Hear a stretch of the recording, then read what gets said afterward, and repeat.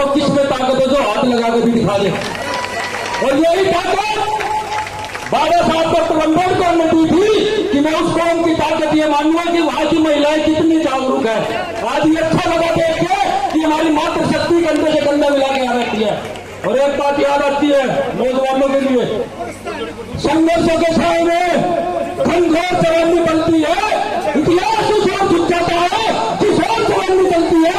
ये जवानी बोलती खड़ी है ये किस काम की, अगर हमारे घरों को तोड़ने लगे तो।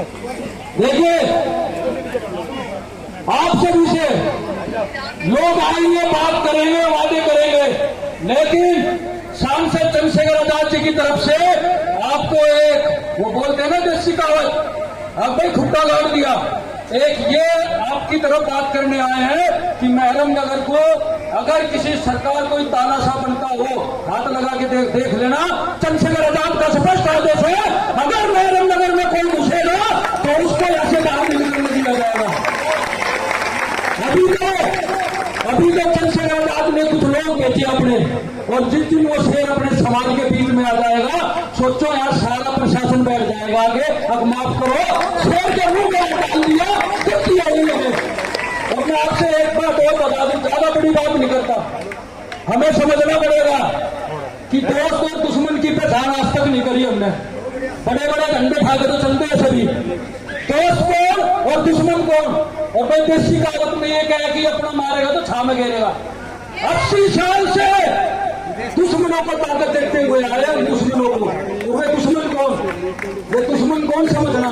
एक ने तो हमें विकलांग बना दिया एक हाथ से, 2 वोट का अधिकार बाबा साहब लेके आए थे, उन लोगों ने 1 वोट का अधिकार हमसे छीन लिया, हम हो गए विकलांग।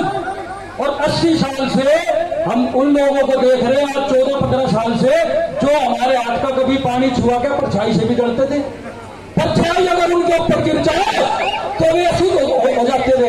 मैं तो ये कहूंगा महरम नगर से कि आप भी ऐलान करते, दिल्ली की गद्दी में बैठ जाए, दिल्ली की गद्दी को हम मतलब फूट बना दे कि ये लोग बैठ गए गद्दी को, बताओ साथ हो गए नहीं देंगे।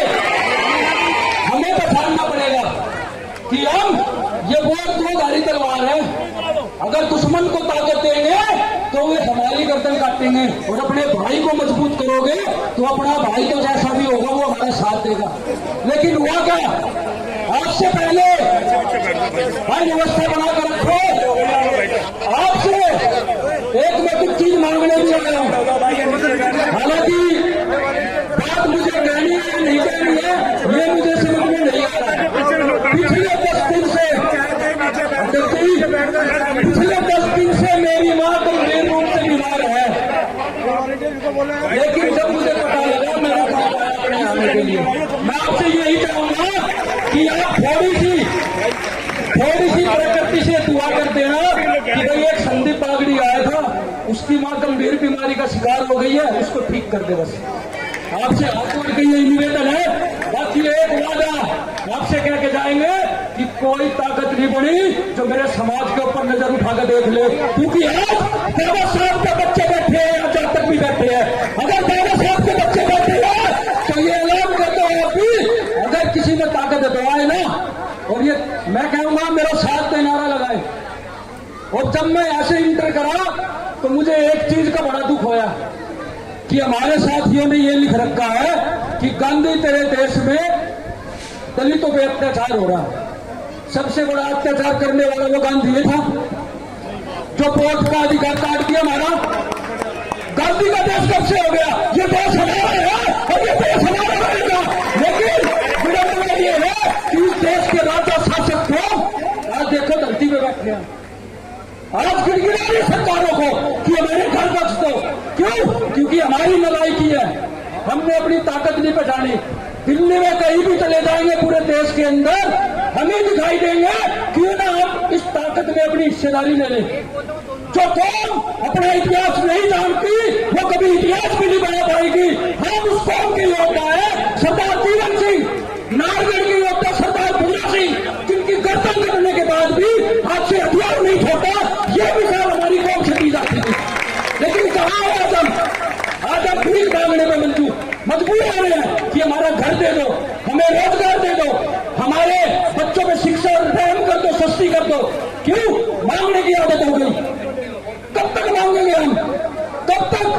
ये देश हमारा है, इस देश पे हमें राज करना है। और देखना, मैं अपनी मातृशक्ति से भी कह दूं, भगत सिंह तो अच्छा लगता लेकिन पड़ोसिया के घर में। जिस दिन अपने घर में पैदा करोगे भगत सिंह, उस दिन कोई नजर नहीं उठाएगा आपको। एक बात और कह दूंगा आपसे, आपको और हमको कोई बचाने नहीं आएगा। बाबा साहब नहीं आएंगे, माननीय तीला राणा वाल्मीकि साहब भी नहीं आएंगे, माननीय काशीराम साहब भी नहीं आएंगे। हमने इस लड़ाई को लड़ना है। आपके बच्चे आज आपके साथ खड़े हैं, आपको तो सिर्फ बैठना है। किसी की मजाल नहीं अगर हम पीछे हट जाए तो। अगर लाठी भी चलेगी तो हम खाएंगे, और गोली चलेगी तो सीने पे पोस्टमार्टम होगा ना, तो सीने पे गोली खाएंगे, पीठ नहीं दिखाएंगे आपके बच्चे। ये आपसे वादा कर रहा हूं और एक ऐलान करूंगा, भाई आपको बोलना मेरे साथ, अगर जंग लाजमी है तो कदम पीछे नहीं खींचे जाते। अगर जंग लाजमी है तो कदम पीछे नहीं खींचे जाते, और लश्कर भी नहीं देखते हम। तो लश्कर कोई भी आ जाओ लेकर कुछ भी, तो हम अपने आप में मजबूत है। तो बाबा साहब के नाम पे आप सभी मेरे साथ बोल लेंगे, जय भीम, जय भीम, जय भीम, जय भीम, जय भारत, जय भारत, जय संविधान। सरकारें न्याय नहीं देगी, बाबा साहब का संविधान न्याय देगा। समझो बाबा साहब को। बहुत बहुत शुक्रिया। दुआ जरूर करना कि प्रकृति मेरी मां को उम्र लगाए। शुक्रिया। जय भीम। बहुत बहुत धन्यवाद बागड़ी साहब, आपने बहुत ही जोशीली बातें हमारे बीच में रखी और आपसे